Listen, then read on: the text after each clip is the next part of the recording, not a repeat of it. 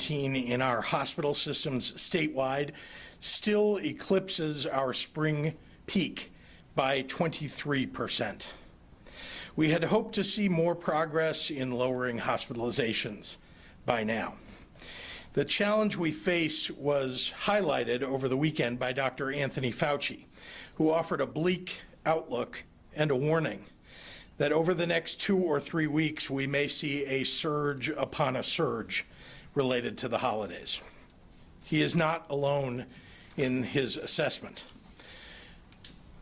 Dr. Deborah Birx, the response coordinator of the White House Coronavirus Task Force, said they are deeply worried about the post-Thanksgiving surge of cases that will come on top of the record high number of cases being identified all across our nation. The dip in Illinois' cases over the last few days comes as we are seeing near record high numbers of hospitalizations, meaning that our ability to handle any new surge in COVID patients is still limited. If we are not especially careful right now, the surge will overwhelm our state's healthcare system. That's why, with the advice of IDPH and other infectious disease experts, no region will be downgraded from our current Tier 3 mitigations for the next few weeks, even if they might be on track to meet those metrics. We are still very much in a precarious place, and we have got to take the time to evaluate any Thanksgiving effect before we make any premature adjustments. I spoke with Dr. Fauci this morning to get his input about Illinois' situation. He said the massive number of indoor gatherings by people visiting family and friends across the nation will very likely bring a post-Thanksgiving surge, and he believes this is no time to pull back on mitigations. Dr. Rob Murphy, one of the world's leading infectious disease experts based at Illinois' own Northwestern Medicine, agrees with Dr. Fauci. So does Dr. Emily Landon, the Infection Prevention and Control Director at University of Chicago Medicine. When the nation's experts and state experts agree that the virus may become significantly more pervasive in the coming weeks, it's important to listen to them, and I am. I say this as we come off of a Thanksgiving holiday when many people may have dropped their guard and gathered with people from outside of their own households. The hope now is that we can fend off the surge in the next few weeks to get to a healthier holiday time in the latter half of December. We'll be watching the data closely to monitor for a Thanksgiving-related surge in our case count, our positivity rate, our hospitalizations, and ICU admissions. My prayer, our collective prayer, is that everyone stays healthy and that the numbers continue their downward trajectory. And I ask the public to join us in making that prayer come true. So thank you, and with that, I'd like to turn it over to Dr. Ezike.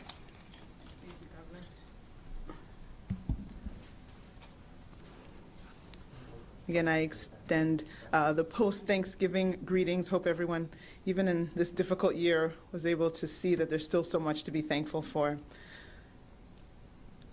Again, as the governor also said, I hope that people did connect with family and friends through a phone call or a video or through drive-by visits and drop-offs of food.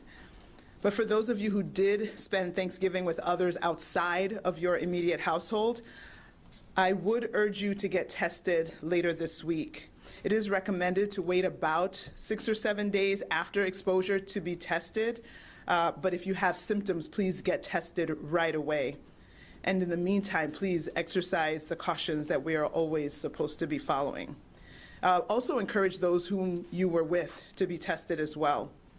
In the last 24 hours, over 67,000 tests have been reported for a total of 10.5 million tests in Illinois. Since yesterday, 6,190 new individuals were diagnosed with COVID-19 for a total of 726,304 unique individuals who have been diagnosed with COVID since the start of this pandemic. This unfortunately includes the report of 85 additional lives lost, just reported in the last 24 hours, for a total of 12,278 deaths in Illinois. 5,849 individuals were in the hospital overnight, hospitals across Illinois, and of those, 1,217 were were in the ICU, and 715 were on ventilators. There is hope on the horizon, but while we await a safe and effective vaccine, it's important to remember that we need to continue to be vigilant, to wear a mask, to stay at least 6 feet away, to avoid crowds, and to wash our hands very, very often. And once a vaccine does roll out, and as you've heard, that could be very soon, we will still need to stay on our game until the vaccine is widely available and in people's arms. We need to take a layered approach. Just as if you were trying to avoid car accidents or car accident deaths, you would not only wear a seatbelt, you would not only avoid texting and driving, you would not only have the car with airbags, you would not only follow speed limits, you would take advantage of all of that. That's a layered approach. And just the same way, combining hand washing with maintaining distance, with washing our hands and avoiding crowds, and once it's available, getting the vaccine, are all the different layers that we will need to take up in order to get the greatest protection. These actions that we take now can change how much virus is circulating in our communities and can change what our landscape looks like in the coming weeks and the coming months. We have been fighting this pandemic for so very long, and many of us have suffered in so many ways. But if we stay the course yet a while longer, we will end this pandemic soon. Thank you so much. Buenas tardes. Espero que la gente haya podido disfrutar un fin de semana festivo y haya conectado con familiares y amigos virtualmente. Sin embargo, para las personas que pasaron el Día de Acción de Gracias con otras personas fuera de su casa, deben hacerse una prueba esta semana. Se recomienda esperar como 6 o 7 días después de la exposición para hacerse una prueba y inmediatamente si tenga síntomas. En las últimas 24 horas, más de 67,000 pruebas fueron hechas para un total de más de 10.5 millones de pruebas en Illinois. Desde ayer se han reportado 6,190 nuevos casos de COVID-19 para un total de más de 726,000 casos en Illinois. Recibimos el informe de 85 vidas perdidas en las últimas 24 horas para un total de más de 12,200 muertes aquí en Illinois. 15,849 personas pasaron la noche en el hospital con COVID-19 y de ellos 1,217 pacientes estaban en la unidad de cuidados intensivos y 715 pacientes estaban en ventiladores. Hay esperanza cerca, pero mientras esperamos una vacuna segura, es importante recordar que debemos seguir estando atentos a practicar los 3 M's. Usar su máscara, mantenerse 6 pies de distancia y lavar las manos con frecuencia. Una vez que se lance una vacuna, todavía tendremos que continuar con estas prácticas hasta que la vacuna esté ampliamente disponible. Necesitamos adoptar todas esas acciones, combinar lavando manos, el uso de máscara, evitar grupos de gente, mantener la distancia y una vez que esté disponible, poner la vacuna. Todas estas niveles de acción nos ofrecerán mayor protección. Las acciones que tomamos ahora pueden cambiar la cantidad de virus que circula en nuestras comunidades. Llevamos tanto tiempo luchando contra esta pandemia. Si mantenemos el rumbo un poco más, podemos acabar con esta pandemia más pronto. Muchísimas gracias para su apoyo. And with that, I'll turn it over to Governor Pritzker.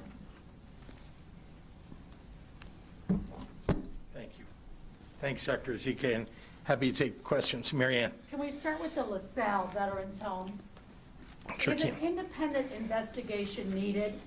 And how is it possible that those who tested positive continued to work there when there was, no matter if there was an outbreak or not, but why would someone come to work who Yeah. tested positive? Yeah. Let me begin by answering the first part of your question, which is, should there be an independent investigation? Absolutely, and that's why we brought in the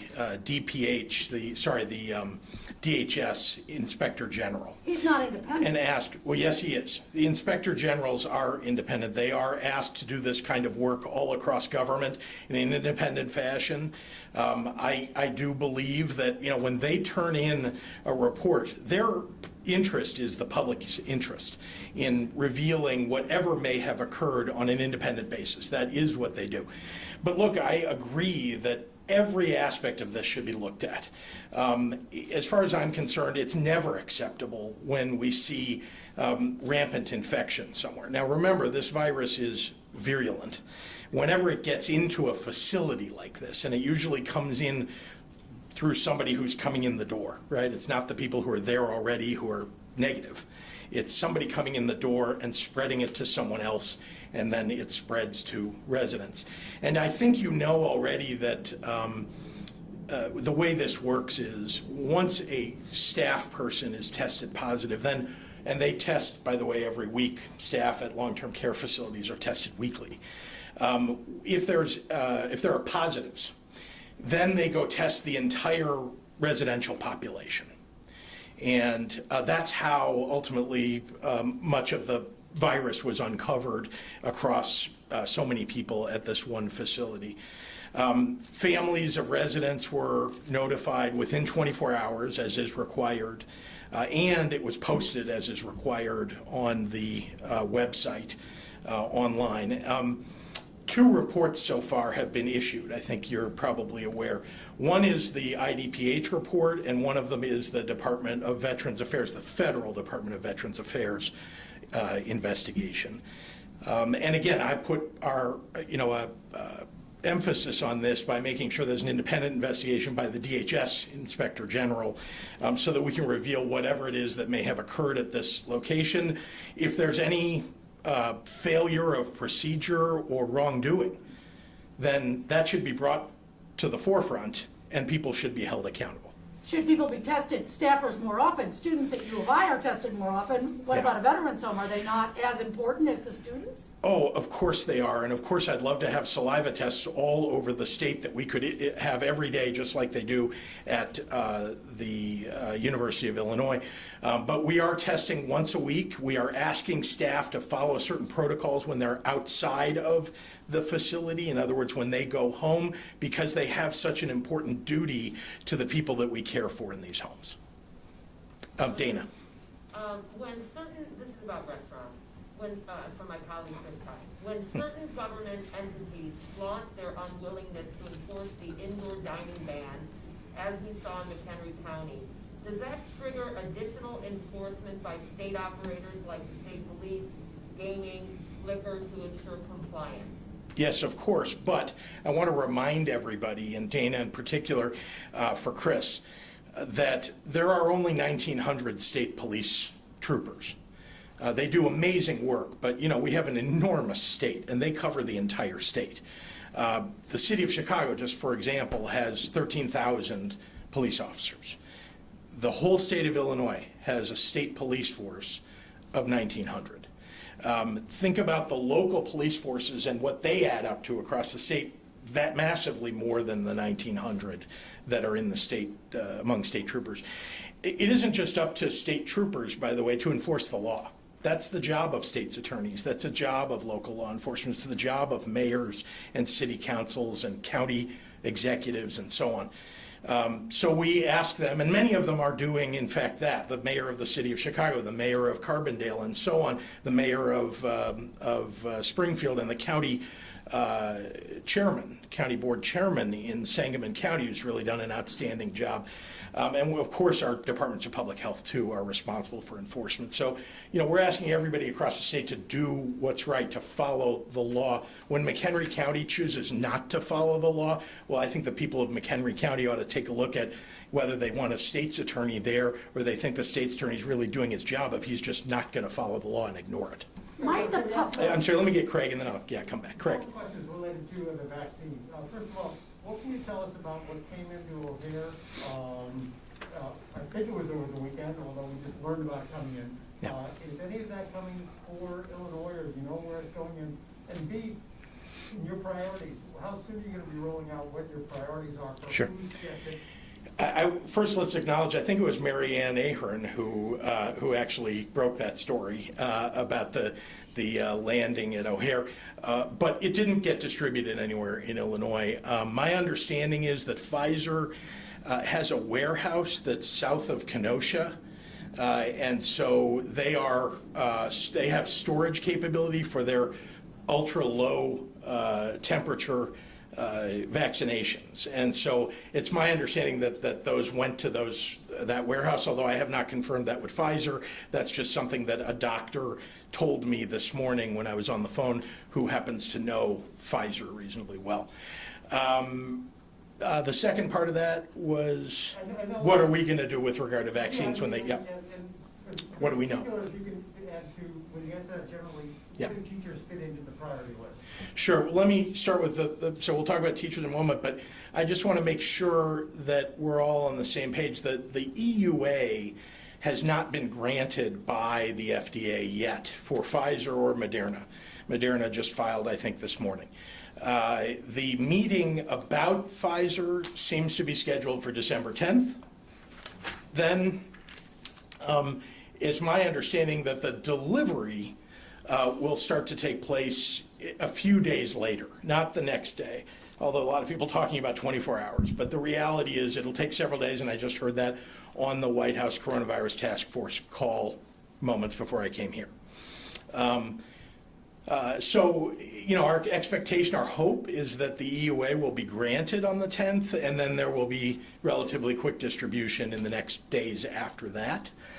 In terms of where teachers fall, look, you know that some of the prioritization we've talked about, healthcare workers, long-term care facilities, residents of long-term care facilities, as well as staff, and others. But there are a lot of people who are very vulnerable, as you know, who have comorbidities, who are in communities that have been ill-affected because of the prevalence of disease just in general, or the failure of healthcare in those communities. And so those are all part of the consideration of who will get it next.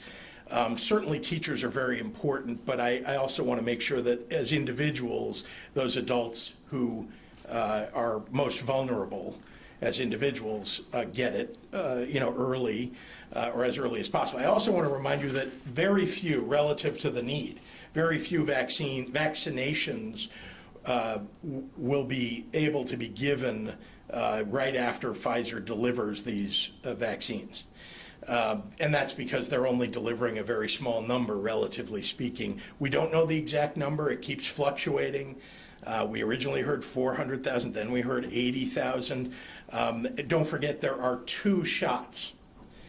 So when you hear a number, you need to differentiate between the number of doses and the number of people. So it's basically number of doses cut in half is the number of people. Do you want to see teachers prioritize them? Of course, teachers are very important, but I also want to just recognize that we have a lot of frontline workers. There are cafeteria workers in hospitals, for example, who are just as deserving and certainly are on the front lines, just as one example. So obviously, teachers are very important, and we want to make sure they're protected. could Dr. Ezike also weigh in on this, on the logistical challenges of delivering the vaccine? And what hospitals, where are you at with the hospitals? People wonder, where are they going to go to get the vaccine, and is it free, and all of that? It will be free. All of that right now. Okay.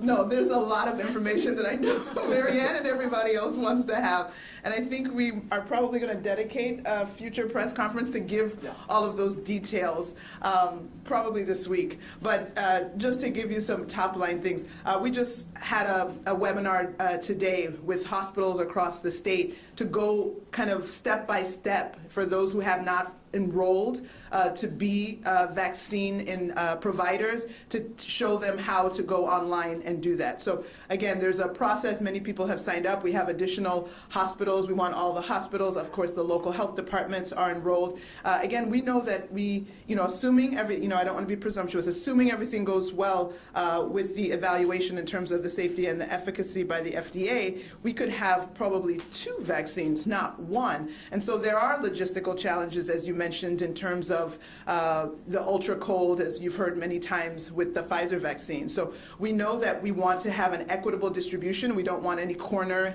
no nook or cranny of the state should be left uncovered.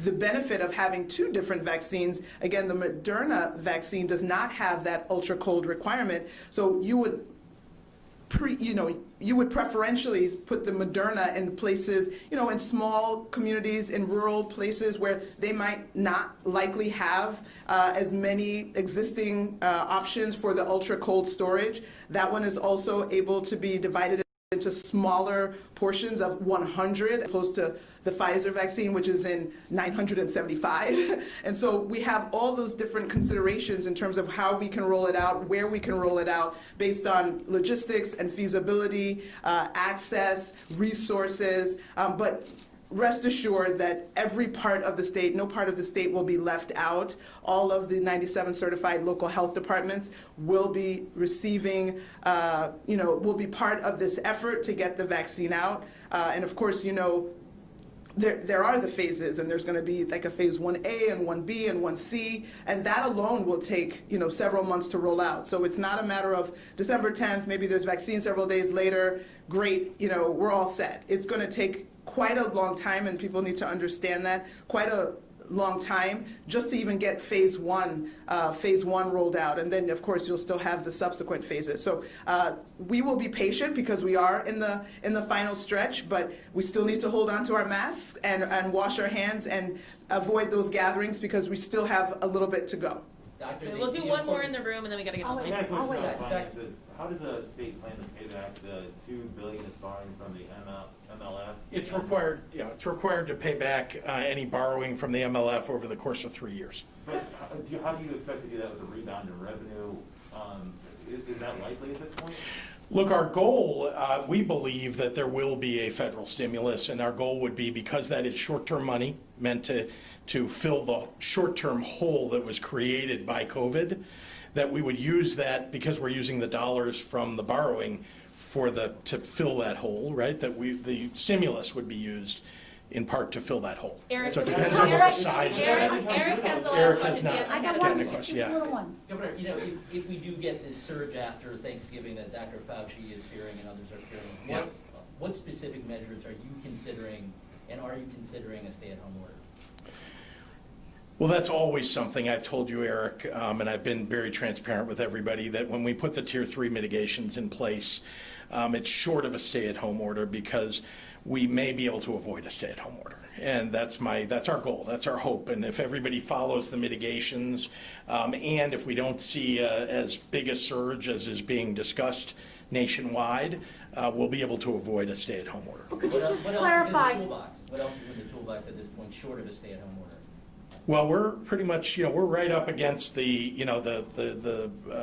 list of mitigations that you could put in place. Obviously there are a number of other things that are left, but a stay-at-home order is, about the furthest that one could go. And it wouldn't be exactly like the one in the spring if it did happen, but it's not something right now that we think we're going to have to do. What we're worried about is, when you see the hospitalization numbers, we're at a peak that we haven't seen before. At least we've just come off that peak by a little bit. If we got a surge like we've had over the last 3 to 4 weeks, come on top of where we are now, that would be something that would be extraordinarily worrisome for all of us. So part of it is, let's make sure that we're taking care of our hospitals and our healthcare workers so they can do the job that they need to do. Part of it is we've got to get people to wear masks and, remind everybody the importance of it. Part of it is we want to make sure that we get the vaccine out as fast as we can, particularly to healthcare workers, so that we can keep our hospitals going. Could you just clarify at the top, you talked about even though there is some slight improvements here and there, not hospital beds, obviously, Tier 3 is not going to change. Do you worry that the public is going to say, oh my gosh, we did what you told us, there's some improvements, we want loosening, not tightening? Yeah, that's not, so that hasn't happened in many places in the state, just to be clear. We're still seeing, remember, the height that we came off of from hospitalizations was above 6,000. We're now at about 5,850, roughly. So, have we come off by a couple of hundred beds? Yes. Or, we were able to staff still the number of beds as before, but we only have 5,850 that are filling those beds. We want to see those numbers continue to drop. I want to also, just so all of you have a picture, the Tier 3 mitigations only went in place about 10 days ago. So much of what we've seen over the last 6 days or 7 days is not a result necessarily of Tier 3. It's actually a result of Tier 2 and Tier 1 having been in place for a bit. So we're hoping that Tier 3 will bring those numbers down, or at least offset what we might think of is coming, a surge from Thanksgiving. That's our hope. That's our prayer. I think we all want the right things for the state. There is no guarantee this virus, and people's adherence to the mitigations are very important, how high the level of adherence is, and the virulence of the virus itself. Those all play into the numbers. We don't control the numbers. What we do is try to address what we think might be coming. All right, guys, we got to get online. John O'Connor from the AP. To what extent does ventilator use predict deaths? Are there statistics here in the state or nationally showing a percentage of people who recover after vent use? I'm sorry, is the question, do I know what the percentage of people are? Yeah, maybe Dr. Zike is better for this question. I don't think that's a number I have. There are different studies out, I think we've talked about it before, that in COVID, when people get on the ventilator, from 25 up to 50% averages in terms of mortality. So significant mortality with getting on the vents. Yeah. Dan Petrella at the Tribune. I do my mask here. Go ahead. Last week you recommended that people get tested if they gathered outside of their household over the holiday weekend. Should they quarantine as well to help prevent a new wave? Yes, that is absolutely that is the recommendation that's come from the CDC and from other experts nationally, is that even though you've gotten through Thanksgiving, you don't know whether you have it or don't have it just because you're asymptomatic, that the best idea is to isolate. This is a follow-up from Petrella. Are we hearing from any specific hospitals that are currently experiencing staffing shortages or having a hard time finding enough workers to care for their current patient load? We are, there's an occasional hospital. They typically tend to be ex-urban or rural hospitals that we've heard from that are having some staffing shortage or some difficulty because they've sort of reached the peak of beds that they can staff properly. But it's not widespread. Rich Miller at Capital Facts. After 20% of the residents at the LaSalle Veterans Home were killed by COVID-19, which followed 12 Quincy Veterans Home residents being killed by Legionnaire's disease in 2015, is it time to consider turning over these homes to the federal government?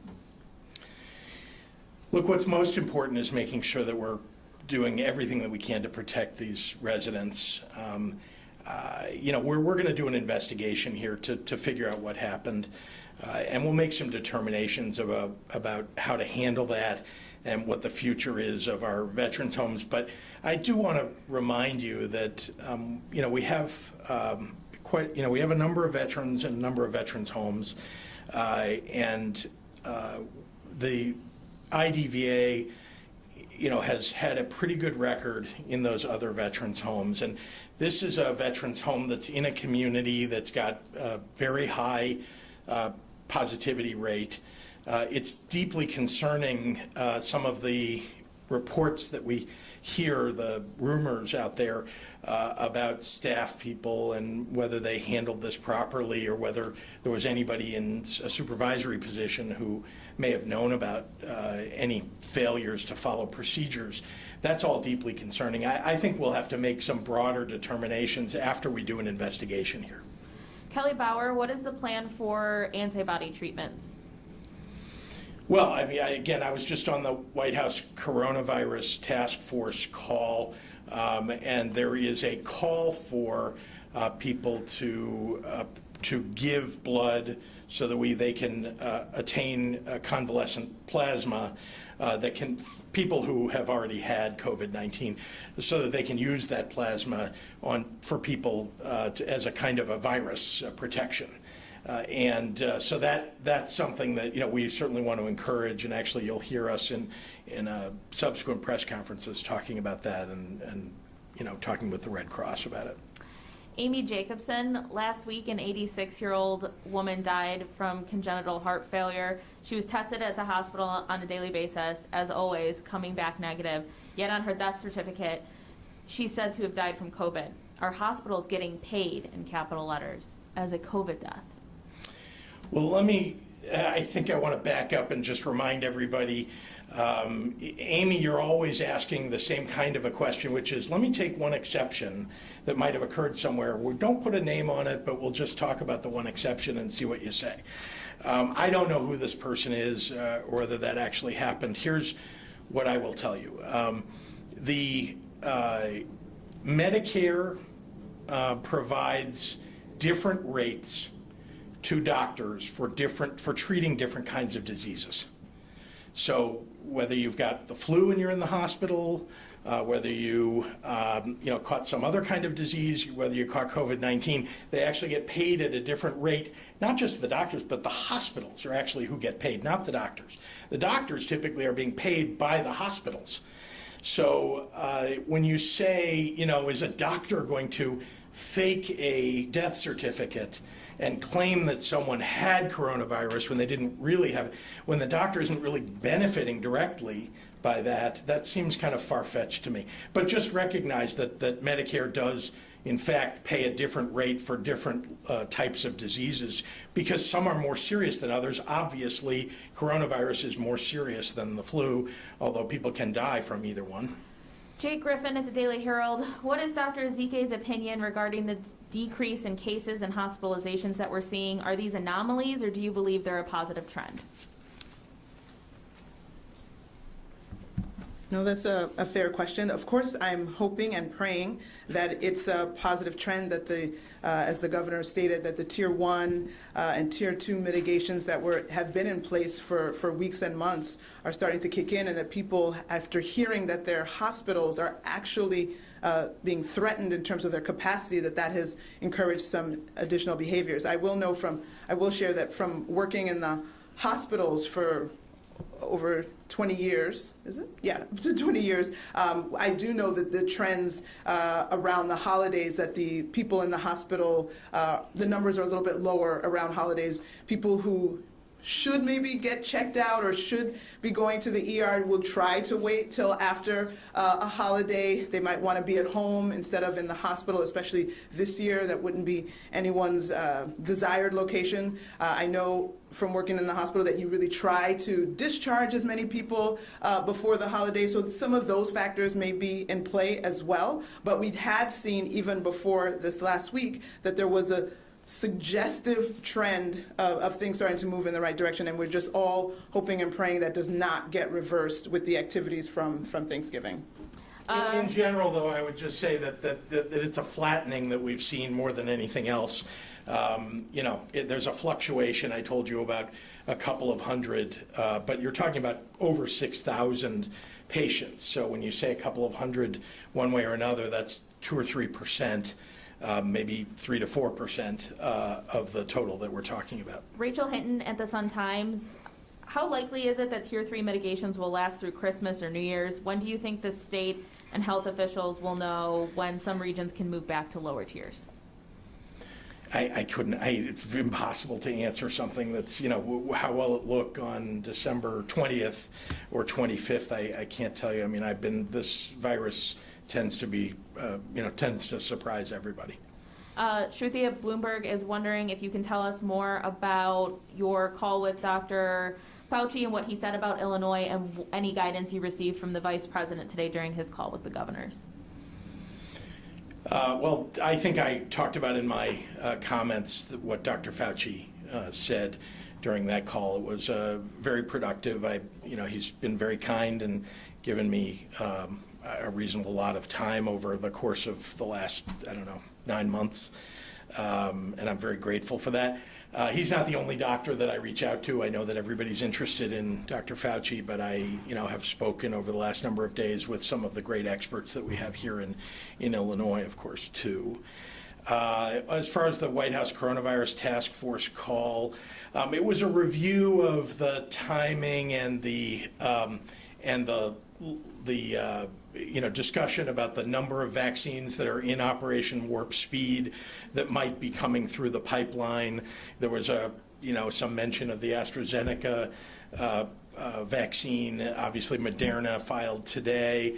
I think there's, it's overall an expression of optimism, but I also think that the Vice President seemed to want to answer questions, because there are a lot of questions by governors.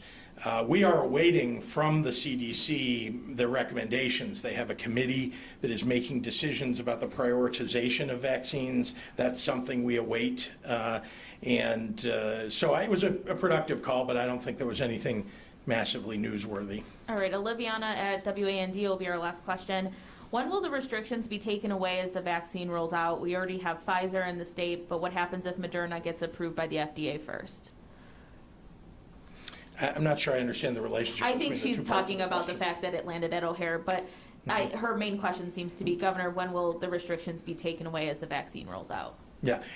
Hard to say, once again. I mean, what we're trying to do here is get the infection rate down. And so we'll be following those infection numbers every day, the testing numbers every day as we do. The numbers of vaccines that are going to show up in the next, let's say, 10 to 15 days are very small. They're going to be used to protect our healthcare workers first and so on. There'll be decisions made, no doubt, about whether we can reduce restrictions based upon both the positivity rates and the hospitalization rates and the case numbers across the state, as we have been all along. All right, thanks everyone. Yeah, thank you. Thank you. Thank you.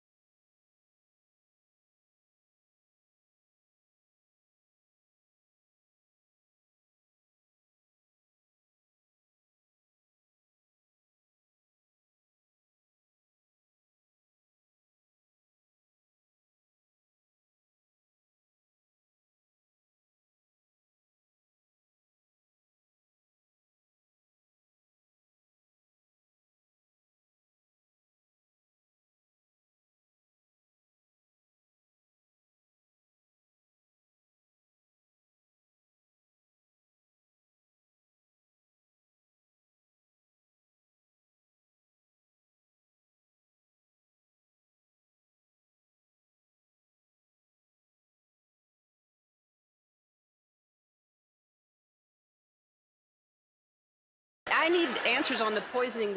Yeah, how does that happen? What did you do? I was like 5, and my brother and our neighbors thought our nanny was a witch, and we were pretty sure of it. And so we made like a soup with like these berries and some grass and some mud, and we tried to feed it to her, but she got away. She didn't eat it. Oh my God. She didn't eat it. Right. All righty, now it's time for Twitch to dance.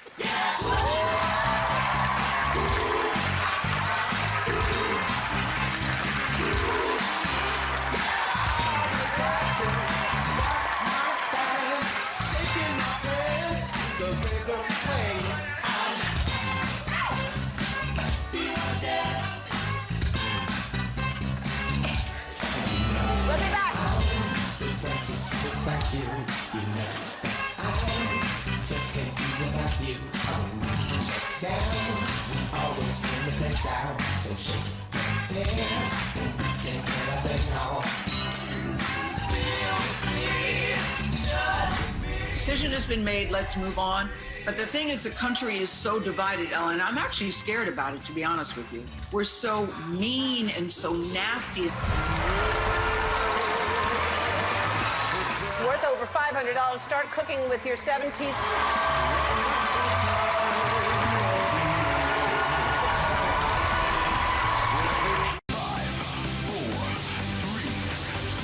So many gifts. It must be day 5 of 12 days. You're lucky to be here because by day 6, we start to run out of the good stuff. So this is... Plus, yummy superstar Justin Bieber. Yummy. What does that mean exactly? My sex life. 12 days on Ellen. We're trying to keep it real up in this mother.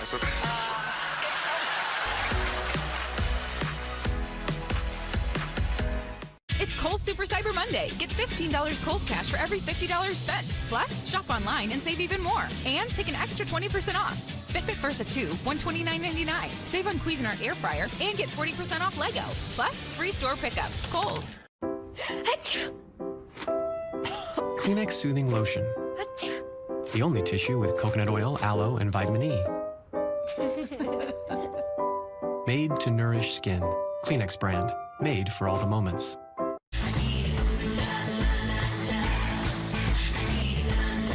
Love breaks all rules. Beautiful Belle from Estee Lauder. Give her the gift she'll open first.